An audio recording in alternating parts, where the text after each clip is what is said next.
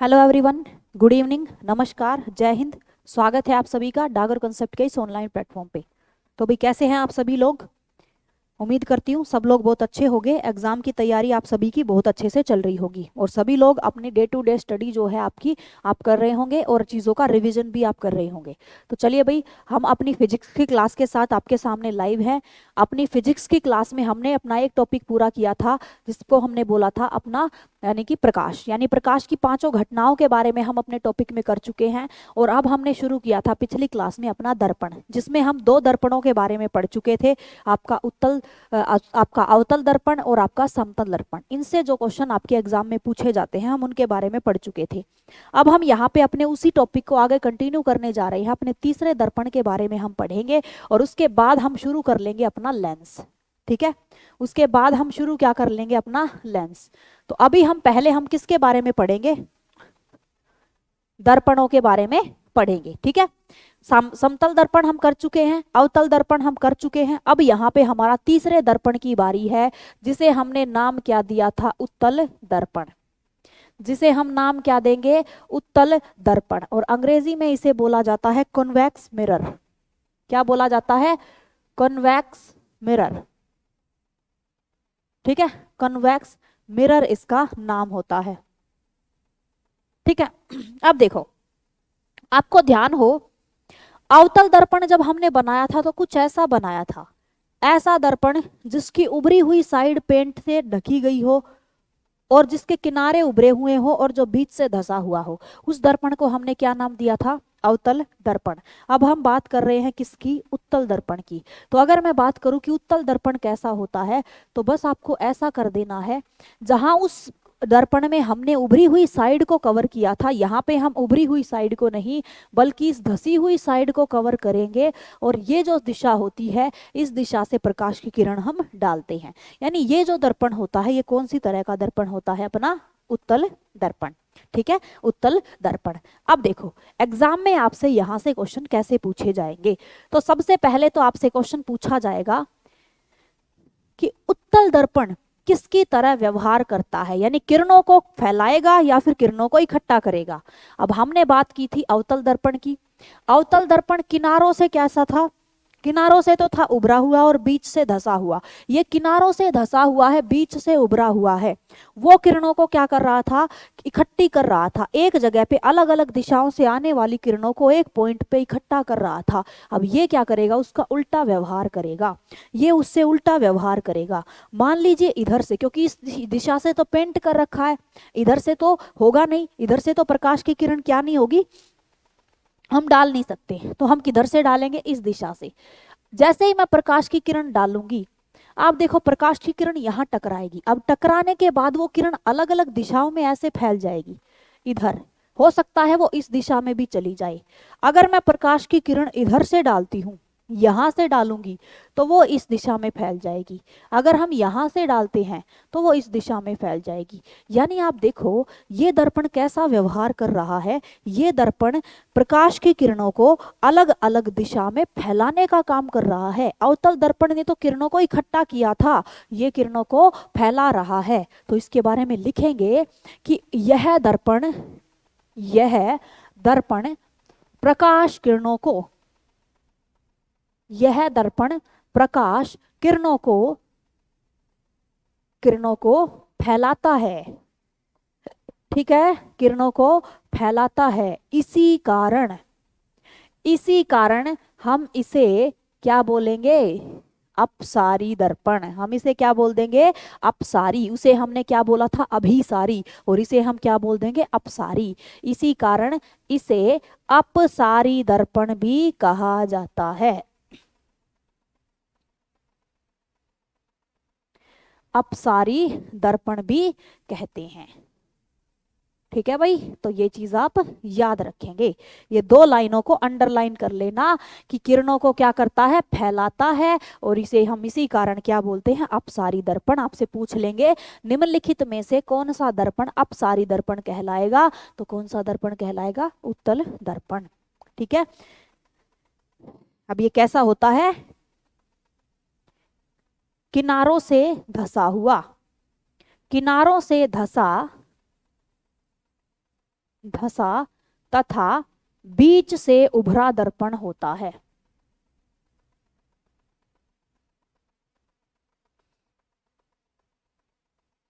ठीक है, बीच से उभरा दर्पण होता है अपना। ठीक है, याद रखेंगे भैया इसके बारे में ये बातें। ठीक है, अब देखो फालतू की बातें हमें ज्यादा करनी ही नहीं है। कहाँ फोकस होगा, कहाँ अवतल होगा, ये हमें बात करनी ही क्यों है, क्योंकि हमसे पूछी ही नहीं जाती। ये तो अच्छे एनडीए, सीडीएस, सीजीएल, सीएचएसएल उन एग्जाम में पूछी जाती है। हमारे एग्जाम में सीधे तथ्यात्मक प्रश्न आएंगे, तो हम क्यों बेवजह इसके बारे में बात करें। तो ये किरणों को क्या कर रहा है, फैला रहा है, फैला रहा है। इसी कारण इस दर्पण से जो बनने वाले प्रतिबिंब होंगे वो सदैव कैसे होंगे, किसी भी वस्तु से छोटे। कैसे होंगे, वस्तु से छोटे प्रतिबिंब। हमेशा वस्तु से छोटे प्रतिबिंब बनाएगा, कभी भी वस्तु के बराबर नहीं बनाएगा, वस्तु से बड़े नहीं बनाएगा। ठीक है, तो ये क्या करता है, यह दर्पण, यह दर्पण सदैव, यह दर्पण सदैव वस्तु से छोटे, वस्तु से छोटे छोटे प्रतिबिंब बनाता है।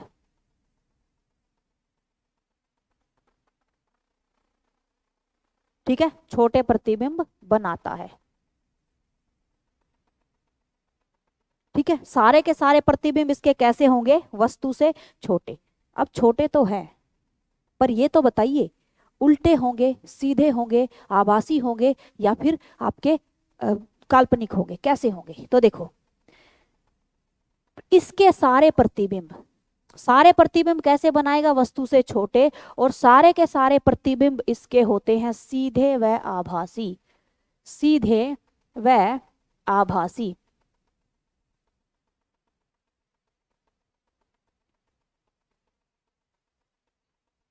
तो ये दो लाइनें अच्छे से याद रखना। उत्तल दर्पण सारे प्रतिबिंब वस्तु से छोटे बनाएगा, चाहे वस्तु को कहीं पे भी रख लो, और सारे के सारे प्रतिबिंब कैसे बनेंगे, सीधे बनेंगे। और कैसे बनेंगे, सीधे होंगे तो फिर वो कैसे मिलेंगे, आपको आभासी प्रतिबिंब मिलेंगे। याद रखिएगा ये बात आप अच्छे से।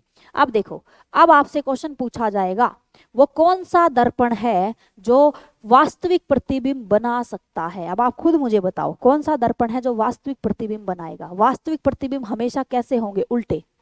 वास्तविक प्रतिबिंब हमेशा कैसे होंगे, उल्टे। अब आप बताइए, इसने तो उल्टा प्रतिबिंब बनाया ही नहीं है।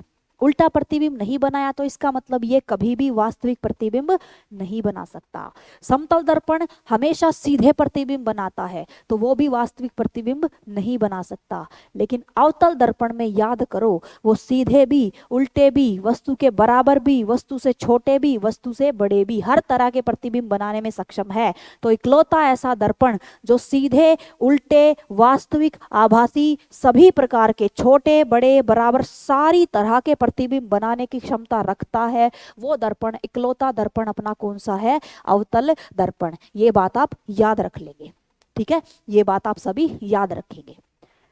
अब आगे हम बात करेंगे भाई उपयोग से, कि इस दर्पण का उपयोग दैनिक जीवन में कहाँ पे किया जाता है। तो भाई याद रख लीजिएगा आप इस बात को बहुत अच्छे से। एग्जाम में ये उदाहरण कई बार पूछा जा चुका है। सबसे पहला इसका उपयोग होता है गाड़ियों के बगल वाले शीशे, जिसे आप साइड मिरर भी कहते हो, उन शीशों में, उन दर्पणों में कौन सा दर्पण यूज होता है, उत्तल दर्पण। ठीक है, तो आप ये बात लिखेंगे कि गाड़ियों के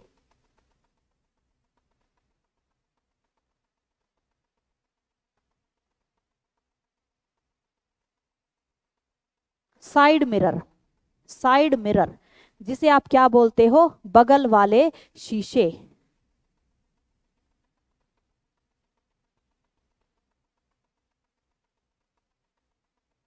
ठीक है, उनमें उपयोग किया जाता है उत्तल दर्पण का। दूसरा इसका उपयोग कहाँ करेंगे, तो दूसरा इसका उपयोग किया जाता है भाई एक तो एटीएम मशीन में। एटीएम मशीन में, एटीएम मशीन में जो स्क्रीन वगैरह होती है ना, उसमें जो दर्पण लगे हुए होते हैं वो कौन से दर्पण होंगे, आपके उत्तल दर्पण। तीसरा इसका उपयोग कहाँ पे किया जाता है, पहाड़ों पर घुमावदार रोड, घुमावदार जो रास्ते हैं उन पर। पहाड़ों पर, घुमावदार सड़कों पर।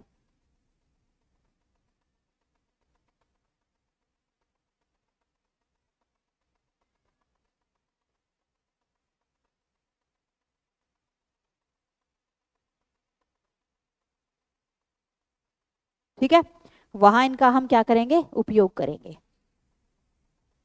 तो गाड़ियों के बगल वाले शीशे, एटीएम में, कहाँ पे, घुमावदार सड़कों पर, पहाड़ी वगैरह पे, और इसका इस्तेमाल किया जाता है गलियों में, स्ट्रीट लाइट जो होती हैं। ठीक है, गलियों में स्ट्रीट लाइट,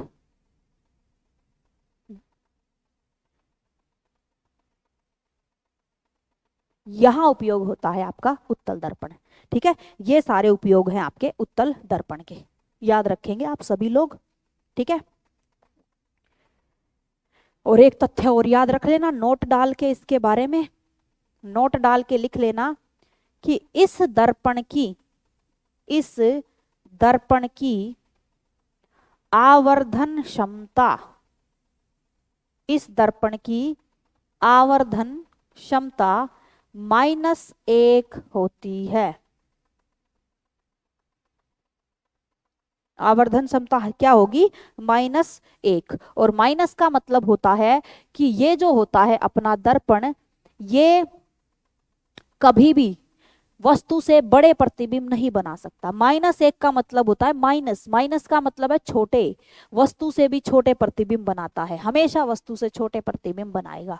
ठीक है, ये तथ्य आपको इसमें याद रखने हैं। आपके आर्मी के एग्जाम से यही क्वेश्चन आपसे पूछे जाते हैं, इनके उपयोग से, इसका कैसे प्रतिबिंब बनाता है, कैसी प्रकृति होती है, किरणों के साथ कैसा व्यवहार करता है, इस तरह के क्वेश्चन आपके पूछे जाते हैं आपके एग्जाम्स में। ठीक है, तो आप सभी इन चीजों को अच्छे से याद रखेंगे, और उम्मीद करती हूँ कि दर्पण के तीनों टाइप के जो दर्पण है वो आपको अच्छे से समझ में आए होंगे। और आप अब एग्जाम में अगर दर्पण से क्वेश्चन आ जाएगा तो आप लोग गलत नहीं करोगे। ठीक है, क्या नहीं करोगे, गलत क्वेश्चन मत करना भाई। अब आगे आते हैं हम अपने लेंस के बारे में। अब हम बात करेंगे किसके बारे में, लेंस। अब हम लेंसों के बारे में बात करेंगे। तो देखो, दर्पण हमारे 3 तरह के थे, समतल, उत्तल और अवतल। लेकिन लेंस हमारे 2 ही तरह के होते हैं, एक तो उत्तल लेंस और एक अपना अवतल लेंस। ठीक है, लेंस कितनी प्रकार के होते हैं, 2 ही प्रकार के होते हैं। अब याद रखिएगा, दर्पण में हमने बात की थी कि दर्पण की हमेशा एक सतह को ढक दिया जाता है, पेंट से ढक देते हैं ताकि वो प्रकाश का परावर्तन कर पाए, क्योंकि सभी दर्पण प्रकाश के परावर्तन के नियम पर काम कर रहे थे। लेकिन लेंस प्रकार के प्रकाश के परावर्तन पर नहीं, प्रकाश के अपवर्तन के नियम पर काम करेंगे। यानी प्रकाश की किरण का एक माध्यम से चलकर दूसरे माध्यम में प्रवेश करना बहुत जरूरी है। ठीक है, तो पहला क्वेश्चन लेंस से आपको जो याद रखना है, पहली बात वो क्या याद रखोगे कि लेंस लेंस जो अपने होते हैं वो क्या करते हैं, प्रकाश के अपवर्तन,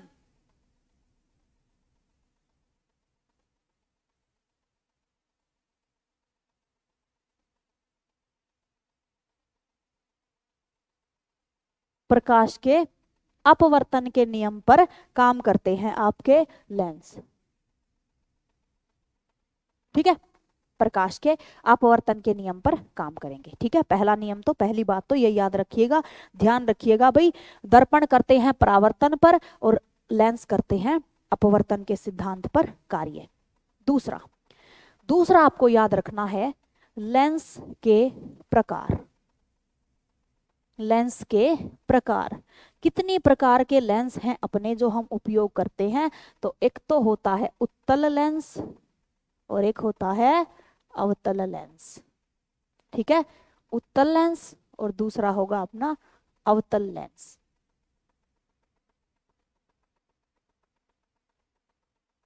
ठीक है भाई, ये आप याद रखेंगे, उत्तल लेंस अवतल लेंस, ये 2 लेंस हैं जिनके बारे में हमको बात करनी है। अब देखो, अब हम बात करेंगे अपने लेंसों के बारे में। सबसे पहले अपना पहला लेंस, जिसे हम क्या बोलेंगे, अवतल लेंस। पहला लेंस क्या नाम देंगे? अवतल लेंस। और अवतल को हमने क्या नाम दिया था? Concave. Concave lens. Concave lens, ठीक है, कॉनकेव लेंस, अवतल लेंस। अब देखो,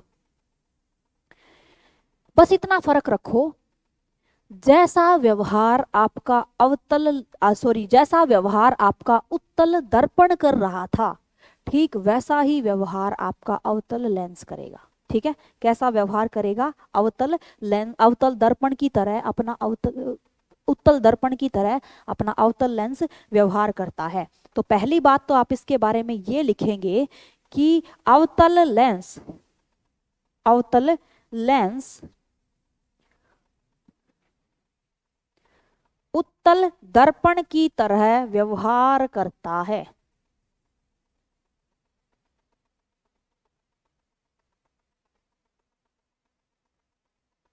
उत्तल दर्पण की तरह व्यवहार करता है। अब आप कहोगे उत्तल दर्पण ऐसे कैसे? उसकी तरह, वो तो दर्पण था, ये लेंस है, तो उसकी तरह व्यवहार कैसे करता है? तो व्यवहार ये उसकी तरह ऐसे करेगा जैसे अपना उत्तल दर्पण किरणों को फैला रहा था, वैसे ही ये भी किरणों को क्या करेगा? फैलाता है। किरणों को क्या करता है? फैलाता है, यानी कि प्रकाश किरणों को फैलाता है।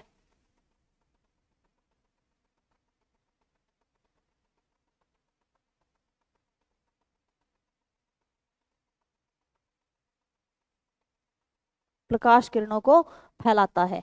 इसी कारण, इसी कारण इसे अपसारी लेंस कह सकते हैं।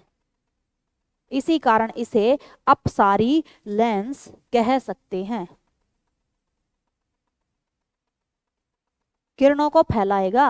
अब आप कहोगे क्यों फैलाता है, क्या दिक्कत आ गई इसको जो ये किरणों को फैलाएगा? तो देखो भाई, अब हम आगे बात करते हैं क्या दिक्कत इसको आ गई, किस कारण से ये किरणों को फैलाता है। तो एक बार मैं नई स्लाइड खोलती हूँ। देखो भाई, अब कौन सा दर्पण पढ़ रहे हैं हम? अवतल, कौन सा लेंस पढ़ रहे हैं? अवतल लेंस। अवतल लेंस जो होता है उसका आकार होता है कुछ इस तरह का, ऐसा, ऐसा होता है आपका अवतल लेंस। अब देखो, अब इसकी तो कोई भी सतह पे पेंट नहीं करेंगे हम, क्योंकि पेंट कर दिया तो फिर ये भी प्रकाश का परावर्तन करने लग जाएगा, इसको तो प्रकाश का अपवर्तन करना है। अब आ जाओ प्रकाश की घटना पे, अब आ जाओ सभी के सभी प्रकाश की घटना के ऊपर। अब यहां से चल के, यहां से चल के कोई प्रकाश की किरण आई, अब यहां से जैसे यहां तक पहुंची, यहां तक माध्यम था अलग, क्योंकि हवा थी, हवा थी इधर, हवा थी तो माध्यम कैसा था? कैसा माध्यम था? विरल। कैसा माध्यम था? विरल। यहां माध्यम था विरल। प्रकाश की किरण बड़ी तेजी से चल रही थी।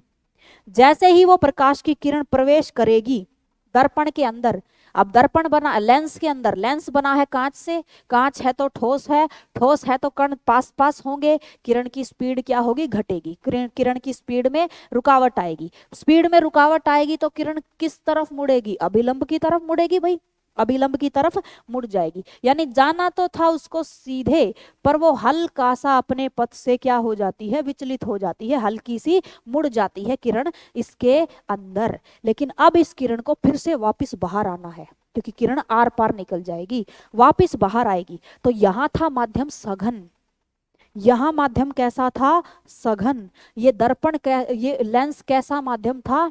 सघन।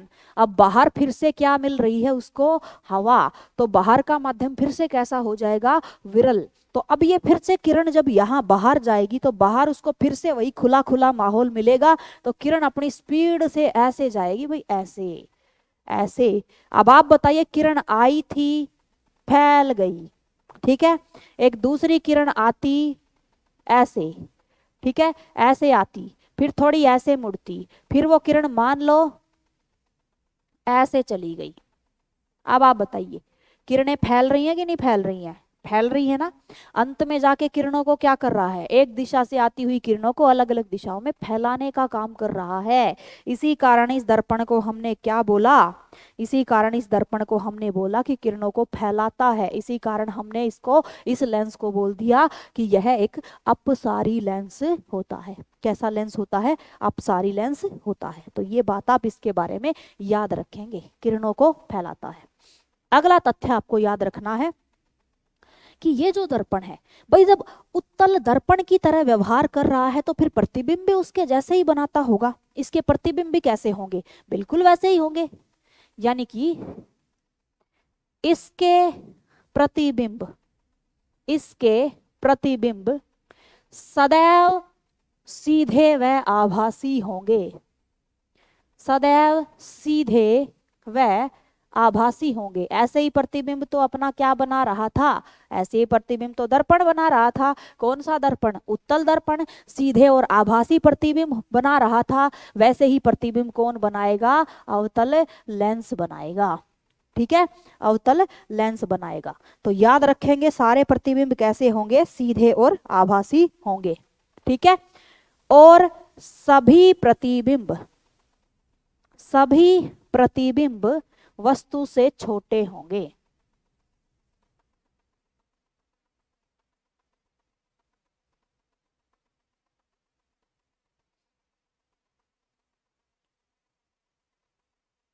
ठीक है, सारे के सारे प्रतिबिंब कैसे होते हैं, वस्तु से छोटे होते हैं। ठीक है, याद रख लेंगे, सारे प्रतिबिंब वस्तु से छोटे बनाएगा, सारे प्रतिबिंब उल्टे सॉरी सीधे होंगे, और सीधे हैं तो सारे के सारे कैसे होंगे, आभासी प्रतिबिंब अपने होते हैं। ठीक है, तो ये बात आप याद रखेंगे अवतल लेंस के बारे में।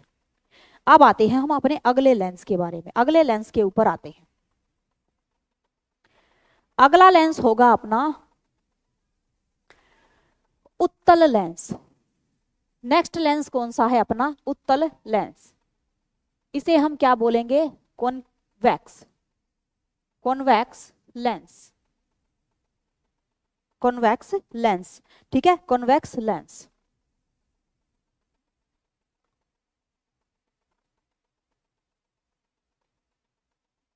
देखो इसका आकार कैसा होता है, इसका आकार होगा ऐसा, ऐसा, किनारों से चिपका, बीच से उभरा। वो कैसा था, बीच से धसा हुआ, किनारों से उभरा हुआ। ये किनारों से तो होता है चिपका और बीच से होता है उभरा। ऐसा होता है अपना उत्तल लेंस। अब देखो हमारा अवतल लेंस क्या कर रहा था, उत्तल दर्पण की तरह व्यवहार कर रहा था। अब ये क्या करेगा, अब ये उसका उल्टा करेगा, ये उसका उल्टा करेगा। यानी कि सारी की सारी प्रकाश किरणों को, प्रकाश किरणों को इकट्ठा करता है,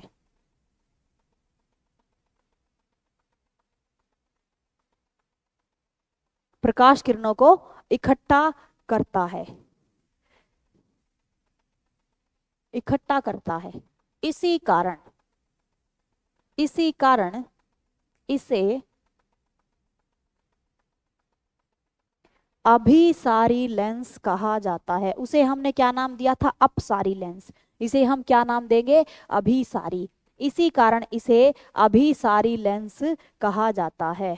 इसे हम क्या कहेंगे, अभिसारी लेंस, क्योंकि सारी किरणों को इकट्ठा करेगा। वो किरणों को क्या कर रहा था, फैला रहा था। वो किरणों को क्या कर रहा था, फैला रहा था। ये किरणों को क्या करेगा, इकट्ठा करेगा। इसी कारण हमने इसको नाम क्या दे दिया था, उसको नाम दिया था हमने अभिसारी, सॉरी अपसारी, और इसको हम नाम क्या देंगे, अभिसारी। ठीक है, यह लेंस, यह लेंस अवतल दर्पण की तरह व्यवहार करता है, अवतल दर्पण की तरह बिहेव करता है, व्यवहार करता है। ठीक है, अब कैसे करता है भाई, समझ में तो आ गया। अवतल दर्पण हमारा क्या कर रहा था, यही तो कर रहा था, किरणों को क्या कर रहा था, इकट्ठा कर रहा था। और ये भी क्या कर रहा है, किरणों को इकट्ठा कर रहा है, तो उसकी तरह व्यवहार कर रहा है। फिर दूसरी बात, ये प्रतिबिंब भी उसके जैसे ही बनाएगा, ये प्रतिबिंब भी उसके जैसे ही बनाता है। यानी इसके प्रतिबिंब, इसके प्रतिबिंब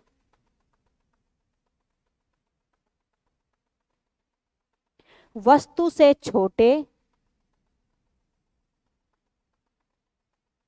वस्तु के बराबर,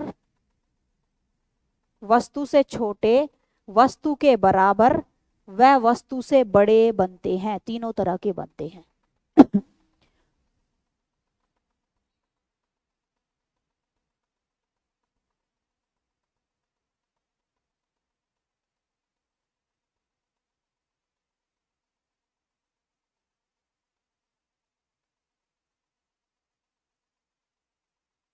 ठीक है, तीनों तरह के प्रतिबिंब बनते हैं।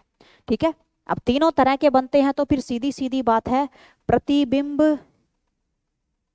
प्रतिबिंब सीधे व आभासी।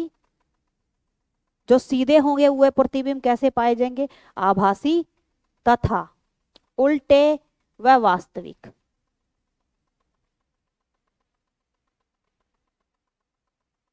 दोनों तरह के बनते हैं।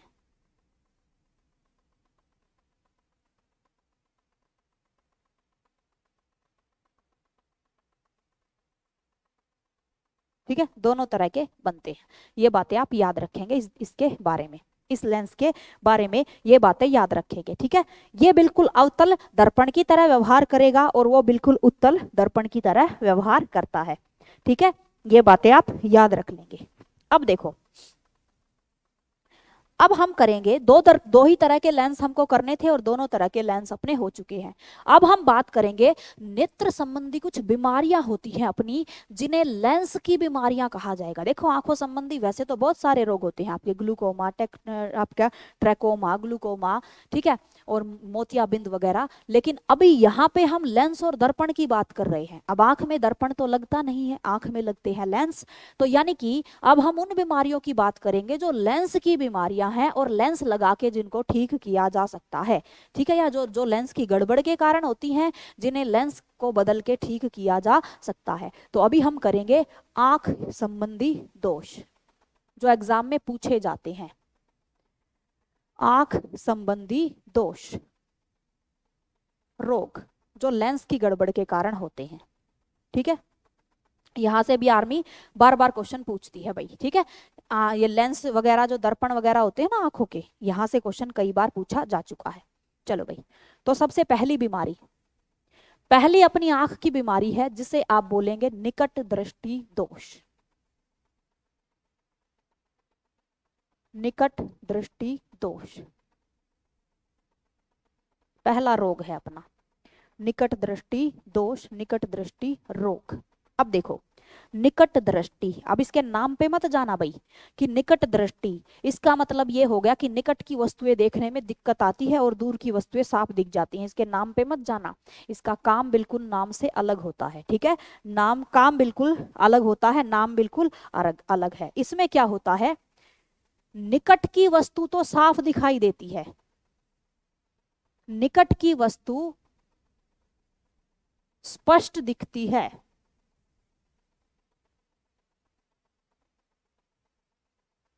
परंतु दूर की वस्तुएं धुंधली दिखाई देती हैं। ऐसा नहीं होगा कि बिल्कुल नहीं दिखेंगी, धुंधली दिखाई देती हैं। ठीक है, परंतु दूर की वस्तु धुंधली दिखाई देती हैं।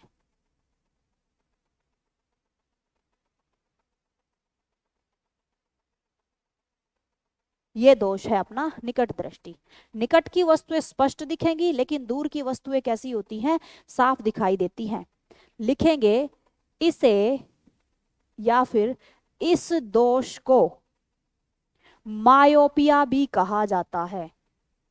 इसका एक अन्य नाम है मायोपिया। इस दोष को मायोपिया भी कहा जाता है। ठीक है, मायोपिया भी कहा जाता है, एग्जाम में कई बार आ चुका है। मायोपिया दोष कौन सा दोष है, किस से संबंधी दोष है, तो याद रखेंगे। अगला, इस दोष के लिए, इस दोष के निवारण हेतु, इस दोष के निवारण हेतु यानी इस बीमारी को ठीक करने के लिए अवतल लेंस का प्रयोग किया जाता है। पूछ लिया जाता है भाई निकट दृष्टि दोष में कौन सा लेंस प्रयोग करते हैं, तो इस दोष के निवारण हेतु अवतल लेंस का प्रयोग करते हैं।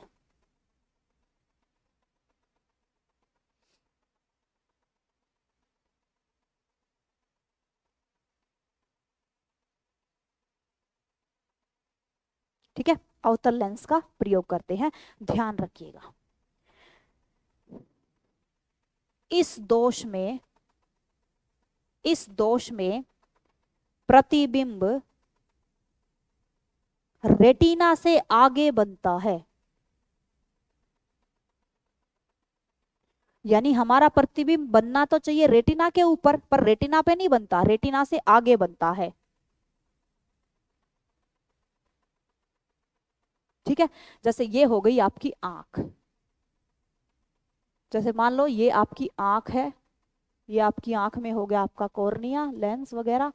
यहाँ पे जो ये भाग होता है, इस भाग को, पीछे वाले इस भाग को कहा जाता है रेटिना। आंख का जो ये भाग है पीछे वाला, इस भाग को कहा जाता है रेटिना। अब किसी इंसान को अगर ये दोष हो गया तो उसमें फिर क्या होता है, प्रतिबिंब बनना तो चाहिए था रेटिना के ऊपर इधर, लेकिन यहां ना बन के प्रतिबिंब रेटिना से थोड़ा आगे यहां पे बन जाता है इधर। इस कारण आगे की वस्तुएं तो स्पष्ट दिखेंगी, लेकिन दूर की वस्तुएं उसको सही से दिखाई नहीं देती। तो क्वेश्चन आपसे पूछ ले, रेटिना से आगे प्रतिबिंब कौन से दोष में बनता है, तो निकट दृष्टि दोष में बनता है। अवतल लेंस इसमें यूज करते हैं, इसी दोष को मायोपिया भी कहा जाता है। और इसमें निकट की वस्तुएं स्पष्ट दिखती हैं, लेकिन दूर की वस्तुएं साफ नहीं दिखाई देती। ये बात याद रखेंगे, ठीक है। और एक और लिख लेंगे, 18 वर्ष से कम आयु के जो बच्चे होते हैं उनको ये दोष ज्यादा होता है। ठीक है, 18 वर्ष से कम आयु में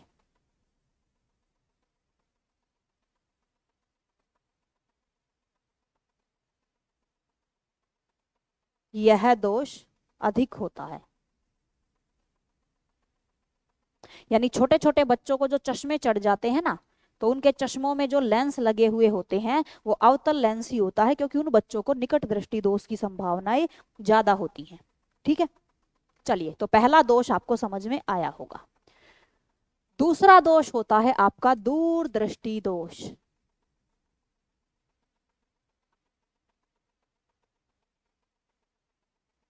दूसरा दोष कौन सा है, दूरदृष्टि।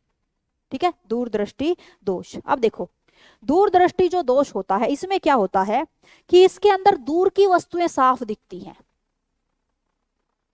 दूर की वस्तु साफ दिखाई देती हैं,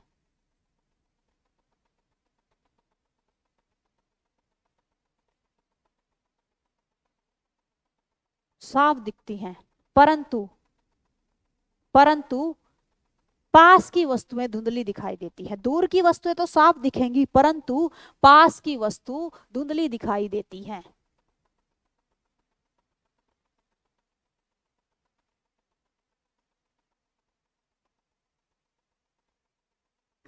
ठीक है, धुंधली दिखती है।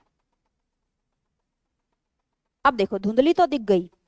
अब ये जो दोष है आपका, ये जो दोष है, इस दोष में हम उपयोग करेंगे किसको, आपके वहां पे हमने किसको किया था, अवतल लेंस को। इधर हम किसका उपयोग करेंगे, उत्तल लेंस का। ठीक है, इस दोष के निवारण हेतु, इस दोष के निवारण में, इस दोष के निवारण में उत्तल लेंस का प्रयोग किया जाता है। उत्तल लेंस का प्रयोग किया जाता है।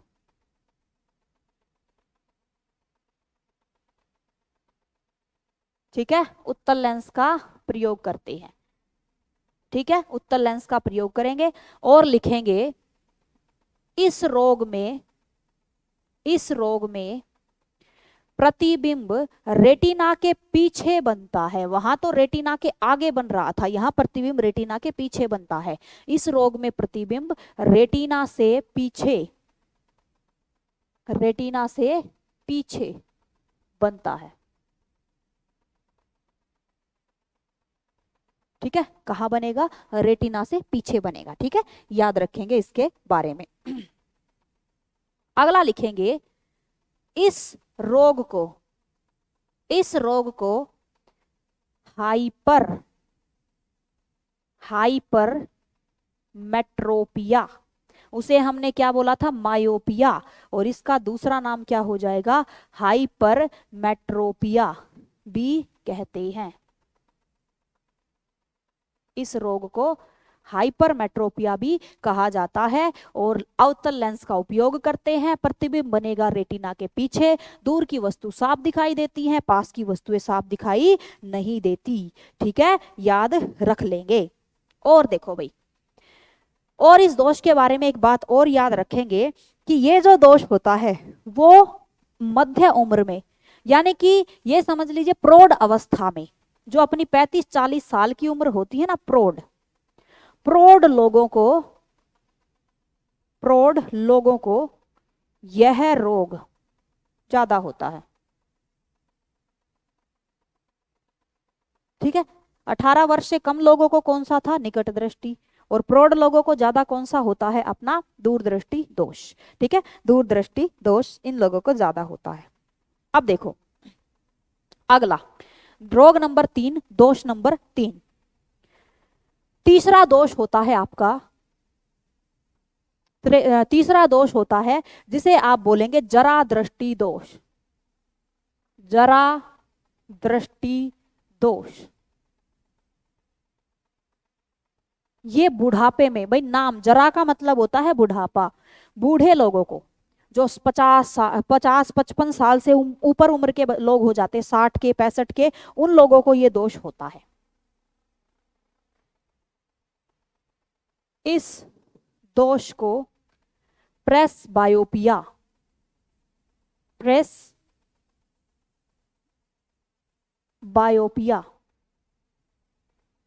भी कहते हैं। ठीक है, इसका अन्य नाम क्या है, प्रेस बायोपिया। मायोपिया निकट दृष्टि और प्रेस बायोपिया कौन सा, अपना जरा दृष्टि दोष होता है। अब देखो इस दोष में क्या होगा, इस दोष में व्यक्ति को ना तो पास की वस्तु साफ दिखेगी ना दूर की, कहीं भी कोई भी वस्तु साफ दिखाई नहीं देगी। ठीक है, तो इसमें दूर व पास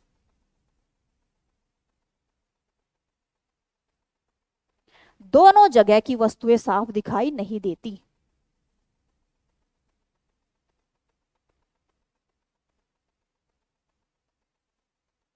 दोनों जगह की वस्तु कैसी दिखाई देती है, धुंधली।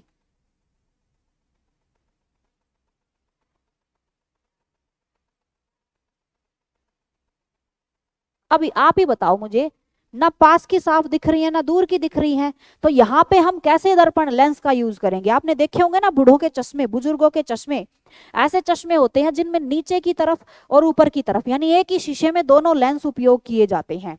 ठीक है, तो इसमें हम क्या करेंगे, बाई फोकस लेंस या द्विफोकस। इसमें बाई फोकस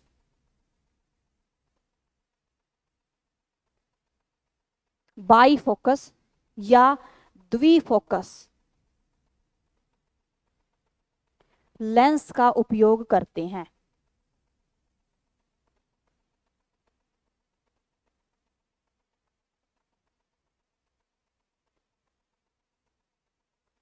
ठीक है, इसका उपयोग करते हैं, यानी कि इन लोगों के लिए हम एक ऐसा चश्मा बनाएंगे जिस चश्मे में एक ही शीशे में दोनों लेंसों का उपयोग किया गया हो।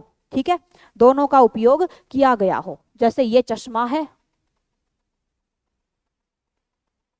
ठीक है, अब ऐसा चश्मा हम इसमें बनाएंगे जिसमें नीचे दूसरा लेंस हो, ऊपर दूसरा लेंस हो। अब आपसे पूछ ले भाई कौन सा नीचे कौन सा, तो नीचे हम लगाएंगे उत्तल लेंस। कौन सा लगाएंगे, उत्तल लेंस। नीचे की तरफ देखना है, यानी निकट की वस्तुएं साफ दिखनी चाहिए, तो कौन सा लेंस लगाएंगे, उत्तल लेंस। और ऊपर वाला कौन सा लगाएंगे, अवतल लेंस। और जब ये दोनों लेंस एक ही लेंस में उपयोग कर दिए जाएं, उस लेंस को हम क्या नाम दे देते हैं, बाई फोकस लेंस या द्विफोकस लेंस। ठीक है, तो ये लेंस इसमें उपयोग किया जाता है। अब इसके बारे में एक और लिख लेंगे कि वृद्ध लोगों को, वृद्ध लोगों को यह दोष होता है।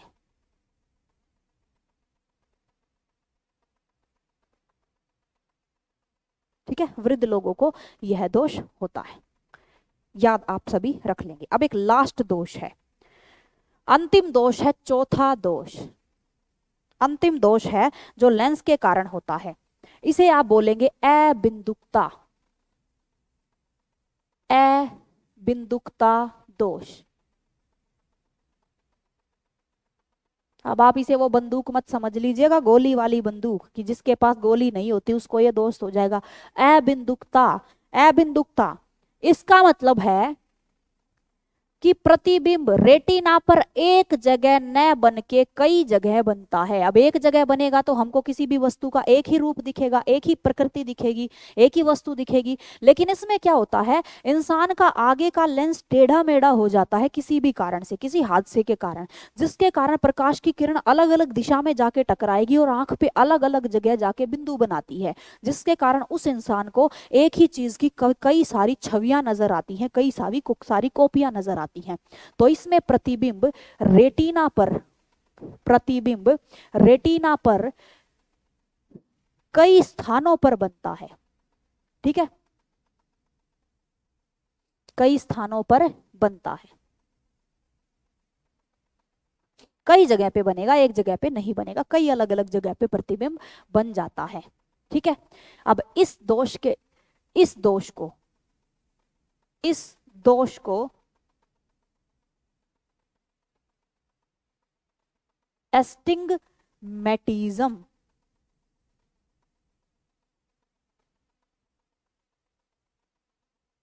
क्या नाम देंगे हम इसको, एस्टिग्मेटिज्म, इस दोष को नाम देंगे। और इसके निवारण हेतु बेलनाकार लेंस का प्रयोग किया जाता है।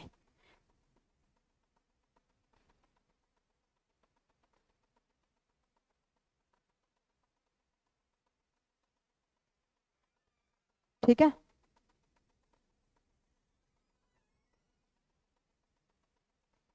बेलनाकार लेंस का उपयोग किया जाता है इस दोष के निवारण के लिए। ठीक है, अबिंदुकता। ठीक है, अब देखो इस दोष में फिर आदमी के साथ होता क्या है। तो इसमें ना, इस दोष में किसी भी इंसान को समानांतर और क्षैतिज, यानी कोई भी वस्तु ऐसी रेखाएं उसको दिखा दी जाएं और ऐसी रेखाएं एक साथ, ऐसे रेखाएं उसको दिखा दी जाएं तो उसकी आंखें ना चकरा जाती हैं, वो इन रेखाओं में पहचान ही नहीं कर पाता कि कौन सी रेखा किस दिशा से आ रही है, किस दिशा से जा रही है। तो इस दोष में क्या होता है, तो इस दोष में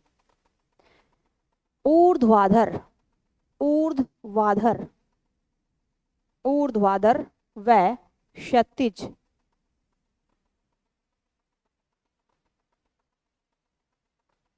रेखाएं स्पष्ट नहीं दिखती। ठीक है, स्पष्ट नहीं दिखती।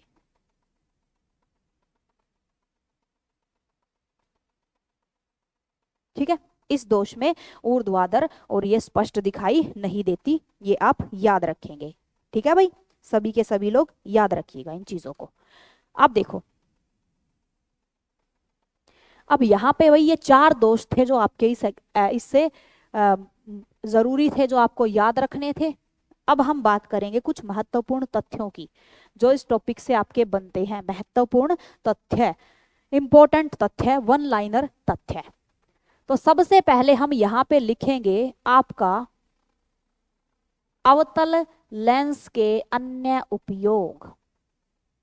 भाई आंखों में तो उपयोग करते ही करते हैं, उसके अलावा और कहाँ करेंगे इसका उपयोग, कहीं और भी तो करते होंगे। तो सबसे पहले हम किसकी बात करेंगे, आपके अवतल लेंस के अन्य उपयोगों की बात करेंगे कि हमारा अवतल लेंस कहाँ पे उपयोग होता है। तो इसका उपयोग किया जाता है भाई दरवाजों में। ठीक है, दरवाजे में लगा छोटा लेंस। ठीक है, दरवाजों में होता है ना भी, बड़े बड़े होटलों में दरवाजे में एक छोटा सा छेद बना के उसमें एक लेंस लगा देते हैं ताकि बाहर से आने वाले इंसान का पता चल जाए कि कौन है। तो वो छोटा सा दर्पण होता है, और वो छोटा सा दर्पण यानी बड़ी वस्तु का भी प्रतिबिंब इतनी छोटी सी जगह में बना देता है। तो ये लेंस का उपयोग कहाँ पे होता है, दरवाजों में लगा छोटा लेंस। कौन सा लेंस होता है, अवतल लेंस। बस अन्य उपयोग इसका यही है और इसका उपयोग नहीं है। दूसरा लिखेंगे आप अवतल लेंस के उपयोग। अवतल लेंस के अन्य उपयोग कहाँ कहाँ पे हम करते हैं। तो देखो इसके उपयोग थोड़े ज्यादा हैं। इसका उपयोग ज्यादा किया जाता है क्योंकि ये हर तरह के प्रतिबिंब बना पा रहा है ना, बड़े भी छोटे भी बराबर भी, इसी कारण। तो देखो इसका उपयोग किया जाता है कैमरे में, कैमरे में, प्रोजेक्टर में, कैमरे में उपयोग करेंगे इसका, प्रोजेक्टर में उपयोग करेंगे इसका, इसका उपयोग हम करेंगे आपके यानी कि जो ज्योतिष आचार्य होते हैं, ज्योतिष द्वारा जो हाथ की रेखाएं देखते हैं ना, ज्योतिष द्वारा जो हाथ की रेखाएं देख के आपका भविष्य बताते हैं, वो जो लेंस यूज करते हैं इस तरह से, वो पेपर, वो लेंस जो होता है वो कौन सा होता है, अपना उत्तल लेंस होता है। ठीक है, और इसका उपयोग करेंगे भाई आपके दूरदर्शी में, दूरदर्शी में, सूक्ष्मदर्शी में। दूरदर्शी होता है जो दूर की वस्तुओं को दिखाए, और सूक्ष्मदर्शी होता है जो छोटी छोटी वस्तुओं को बड़ा करके दिखाए। वहां पे कौन सा लेंस उपयोग होता है, उत्तल लेंस। और इसके साथ साथ इसका उपयोग किया जाएगा आपके, यानी कि बचपन में स्कूल में देखा होगा ना, कागज जलाने के लिए, पेपर जलाने के लिए आप एक लेंस यूज किया करते थे, पेपर जलाने वाला। पेपर जलाने में सूरज की रोशनी को एक बिंदु सा बना के एक पेज के ऊपर हम उसको डॉट को केंद्रित करते थे, कुछ देर बाद वो पेज जलना शुरू हो जाता था। तो पेपर को जलाने में जो लेंस उपयोग हम स्कूल में करते थे, वो लेंस कौन सा होता है, अपना उत्तल लेंस। और एक और लिख लेंगे, जासूस द्वारा, जासूस द्वारा, जितने भी जासूस होते हैं उनके द्वारा कौन से दर्पणों का, कौन से लेंस का उपयोग किया जाता है, आपके आपके उत्तल लेंस का उपयोग किया जाता है। यहाँ यहाँ इन लेंसों का उपयोग आपका किया जाता है। ठीक है, अब देखो, अब कुछ और तथ्य हैं जो इससे आपको याद रखने हैं इस टॉपिक से। सबसे पहला, लेंस की क्षमता, लेंस की क्षमता को डायोप्टर में मापा जाता है।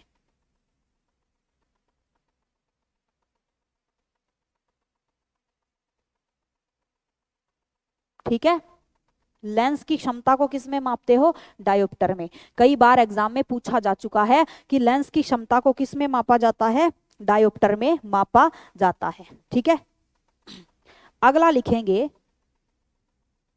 मनुष्य की आंख, मनुष्य की जो आंख होती है, यानी हमारी जो आंख है, हमारी आंख का जो लेंस होता है उसकी फोकस दूरी कितनी होती है।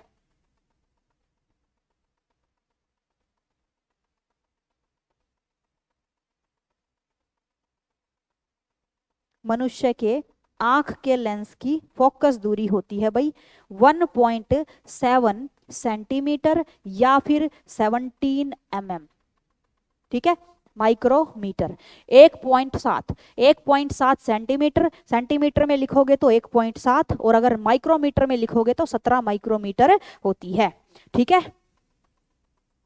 अगला लिखेंगे, अगला लिखेंगे कि भाई आंख की न्यूनतम स्पष्ट दूरी, आंख की न्यूनतम स्पष्ट दूरी, यानी नजदीक से नजदीक आप किसी वस्तु को अपनी आंख के लेकर आओ तो कितनी नजदीक तक वो आपको वस्तु साफ दिखेगी। यानी किसी वस्तु को आप बिल्कुल ऐसे अपनी आंखों के पास लाओगे ना तो भी आपको वो साफ नहीं दिखेगी, आप उसको ज्यादा दूर भी ले जाओगे तो भी साफ नहीं दिखेगी। तो न्यूनतम वो दूरी जो आप ऐसे ले आओ और आपको चीजें साफ भी दिखे, तो वो कितनी होती है आपकी, 25 सेंटीमीटर। कितनी होती है, 25 सेंटीमीटर। और अधिकतम होती है अनंत, अधिकतम का कोई अंदाजा नहीं लगाया जा सकता। ठीक है, तो न्यूनतम साफ देखने में कितनी होती है, 25 सेंटीमीटर। और लिखेंगे आंख की अधिकतम, आंख की अधिकतम स्पष्ट दूरी, न्यूनतम होती है 25 सेंटीमीटर और अधिकतम होती है अनंत। यानी अधिकतम का कोई बताया नहीं जा सकता, वो अपनी अपनी आंख की क्षमता के ऊपर निर्भर करता है कि हमारी आंख कैसी है, कितनी स्पष्ट है, कितनी नहीं है। ठीक है, अब देखो, एक यहां पे आपको लिखना है, लेंस बनाने में, लेंस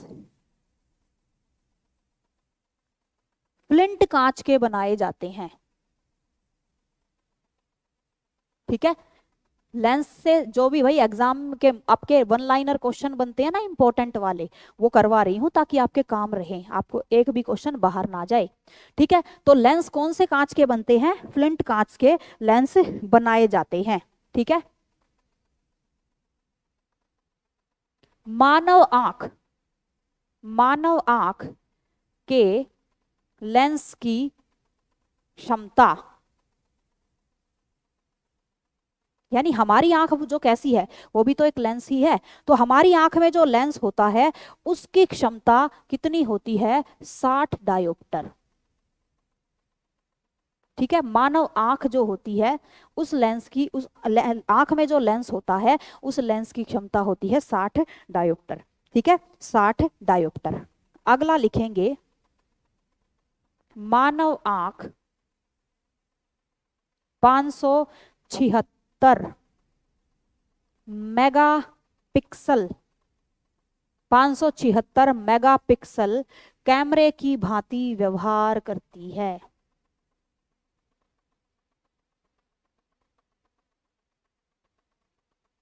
ठीक है, कैमरे की भांति व्यवहार करती है।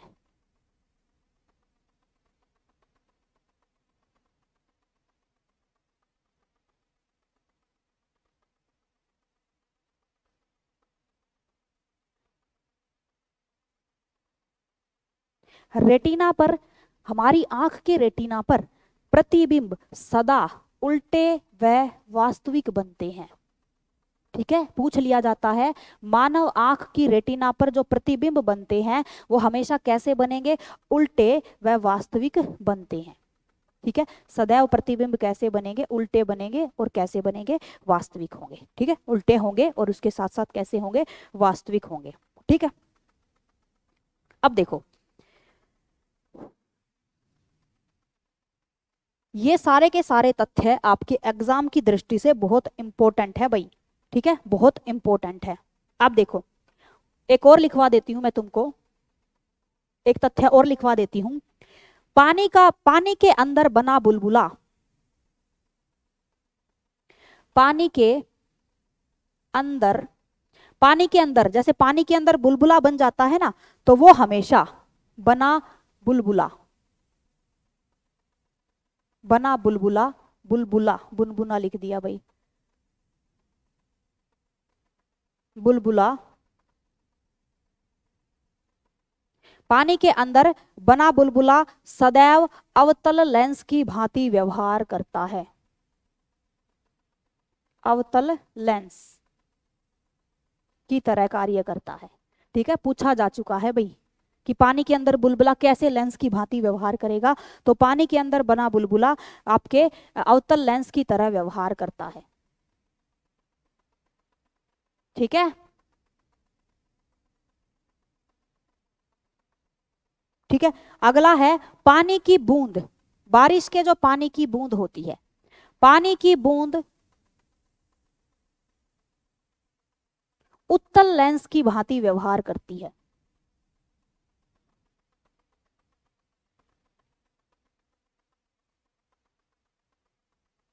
ठीक है, पानी की बूंद उत्तल लेंस की तरह, और आपकी पानी का बुलबुला किसकी तरह? अवतल लेंस की तरह व्यवहार करता है। ठीक है, तो ये भाई आपके इंपॉर्टेंट क्वेश्चन बनते हैं जो यहाँ से पूछे जाते हैं, इस टॉपिक से पूछे जाते हैं। तो भाई सारे आपके इंपॉर्टेंट तथ्य भी हो चुके हैं जो लेंस वगैरह से पूछे जाते हैं, दोनों लेंस हो चुके हैं, तीनों दर्पण हो चुके हैं। तो इसी के साथ आपका ये टॉपिक भी कंप्लीट होता है। अब अगली क्लास में मिलेंगे आपसे अपने अगले टॉपिक के साथ, तब तक के लिए जय हिंद, जय भारत, धन्यवाद भाई सभी को।